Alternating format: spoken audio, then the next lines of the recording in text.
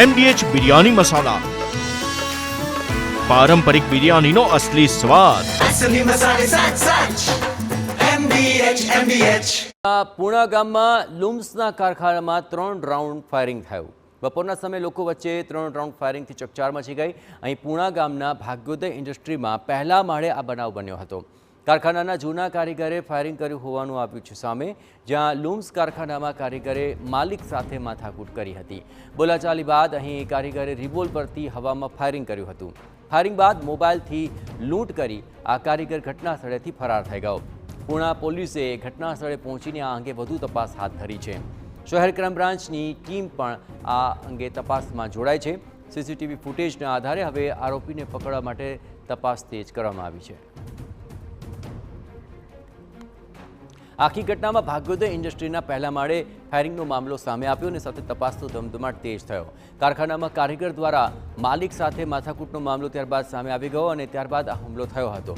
જોકે ફાયરિંગ બાદ મોબાઈલની લૂંટ કરી કારીગર ત્યાંથી ફરાર થઈ ગયો છે અને તેને લઈને ફરિયાદ દાખલ થતાં પૂર્ણ પોલીસે ઘટના સ્થળે પહોંચીને આ મામલે તપાસ હવે શરૂ કરી છે। આપને પણ જણાવીએ કે અહીં પૂણા ગામમાં લૂમ્સના કારખાનામાં 3 રાઉન્ડ ફાયરિંગ થયું હતું અને તેને લઈને આ તપાસ હાથ ધરાઈ છે, જ્યાં ભાગ્યોદય ઇન્ડસ્ટ્રીઝની અંદર માલિક અને કારીગર વચ્ચે બોલાચાલી થઈ અને મામલો એટલો ઉગ્ર બની ગયો કે તેમાં ફાયરિંગની ઘટનાને અંજામ થયો અને આ તમામ બાબતોને લઈને હવે એ કારીગરને પકડવાની તજવીજ હાથ ધરવામાં આવી છે, કારણ કે ફાયરિંગ બાદ મોબાઈલની લૂંટ કરીને કારીગર ત્યાંથી ફરાર થઈ ગયો છે, જેને લઈને પૂર્ણ પોલીસે આ અંગે તપાસ હાથ ધરી છે। ઘટના સ્થળે જઈને તેણે જાત તપાસ કરી હતી અને ત્યારબાદ કારીગરને શોધવા માટેની કામગીરી હાથ ધરવામાં આવી છે।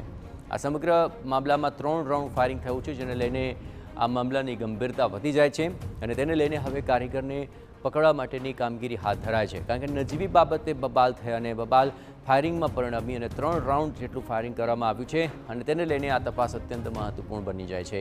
પૂર્ણા પોલીસે ઘટના સ્થળે પહોંચીને ત્યાં લોકોની પણ પૂછતાછ કરી હતી કે આખરે મામલો શું છે, પણ એક સામાન્ય બબાલ હતી અને તેની અંદર આ પ્રકારે ફાયરિંગની ઘટનાને અંજામ મળ્યો હોવાની વિગતો મળી રહી છે।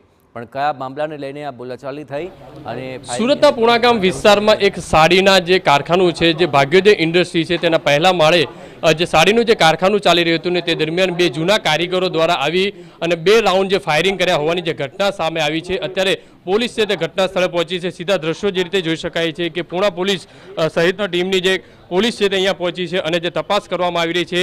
2 કે 3 રાઉન્ડ જે ફાયરિંગ કરવામાં આવ્યું છે, જે કાચ ઉપર જે ગોળી લાગ્યાના જે નિશાનો છે દ્રશ્યોની અંદર જોઈ શકાય છે। જે 2 રાઉન્ડ હવામાં જે ફાયરિંગ કર્યું છે અને તેના કારણે આ ગોળી છે તે આ જે ઓફિસની જે કાચ છે ત્યાં દ્રશ્યો છે તે જોવા મળી રહ્યા કે જ્યારે કારીગરો જે કામ કરી રહ્યા હતા અને તે દરમિયાન 2 જેટલા ઈસમો આવે છે અને હવામાં જે ફાયરિંગ કરે છે, જે કારીગરો સાથે ક્યાંક ને ક્યાંક જે તકરાર જે છે તે કરવામાં આવી હતી।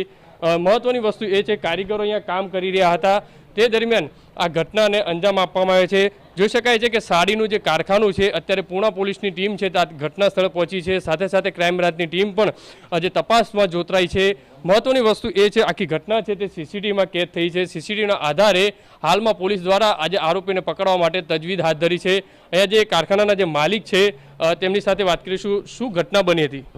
એટલે મારા કારીગર અહીંયા કામ કરતા હતા અને હું માર્કેટમાં હતો, એટલે મારો ભાઈ નાનો ભાઈ આ કારખાનો સંભાળે છે, એટલે નાનો ભાઈ ડેમે ગયેલો હતો, પરમ દિવસે ગયો હતો।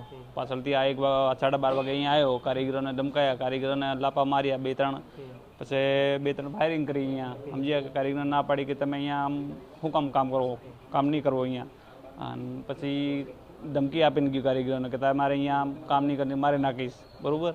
અને પછી પાછી કે તમારા શેઠને કહી દેજો કે 10 લાખ રૂપિયા લઈ આવે, નહીં તો હું પાછો આવું અઠવાડિયામાં। આ કોણ હતું? તમે ઓળખી અગાઉ કામ કરી ચૂક્યા એવું કંઈ? 1.5 વર્ષ પહેલાં મારે અહીંયા કામ કરીને ગયું છે, 1-1.5 મહિનો। એટલે કારીગર આપસમાં 2 મતલબ આપણને ઝઘડી ગયા હતા, એટલે મેં બધાની 2ને બહાર મૂકી દીધા। મેં ભાઈ તમે અહીંયા ઝઘડો છો એટલે બહાર તમે વ્યા જાઓ, આપણે ઝઘડાવાળું કામ નથી અહીંયા। કોઈ દુશ્મની લાગે છે અથવા તો આના માટે ફાયરિંગ કર્યું? પ્રાથમિક અદાવત રાખીને આજે ધાક ધમકી આપવા માટે અહીંયા આવેલા અને એની અંદર 3 થી 4 રાઉન્ડ ફાયરિંગ કરવામાં આવેલ છે। ફાયરિંગની અંદર કોઈ ઈજાગ્રસ્ત થયા હોય? કારણ કે જે રીતે ફાયરિંગમાં સીસીટીવીમાં આખી ઘટના કેદ થઈ છે। ના, ફાયરિંગની અંદર કોઈને ઈજા કે કોઈ થયેલ નથી। તો સાહેબ અત્યારે કઈ રીતે તપાસ? આરોપીને પકડ્યા છે કે કઈ રીતે ટીમો બનાવી છે? કેટલી ગંભીર બાબત? આરોપીની સીસીટીવી આધારે અને એના જે એના આઈડી પ્રૂફ આધારે અને મોબાઈલ આધારે હાલમાં અત્યારની પોલીસે પોસ્ટની 3 અલગ અલગ ટીમો બનાવી અને તપાસ હાથ ધરવામાં આવેલ છે. જે રીતે દ્રશ્યોની અંદર જોઈ શકાય છે હાલમાં ઘટના સ્થળે પોલીસ પહોંચી છે અને તપાસ છે તે કરવામાં આવી રહી છે. મહત્વની વસ્તુ એ છે 3 થી 4 રાઉન્ડ જેટલું જે ફાયરિંગ કરવામાં આવ્યું છે અને આ જ કારખાનાની અંદર એક જે કારીગર હતો જે જૂનું કામ કરતો હતો અને કારીગરોને ધમકાવવામાં આવ્યું છે કે હવે આ કારખાનાની અંદર કામ ન કરતા. હાલમાં તો પૂણા પોલીસ અને જે ક્રાઇમ બ્રાન્ચની જે ટીમો છે તે આરોપીને પકડવા માટે તજવીજ હાથ ધરી છે. કેમેરામેન સંજય ચંડલ સાથે Baldev Suthar, TV9 Surat. MDH Kitchen King masala રસોડામાં હોય તો આપણે કંઈ પણ બનાવી શકીએ છીએ. રીંગણાનો ઓળો, બટેટા ફુલાવર, ભીંડી મસાલા અને બીજું ઘણું બધું. MDH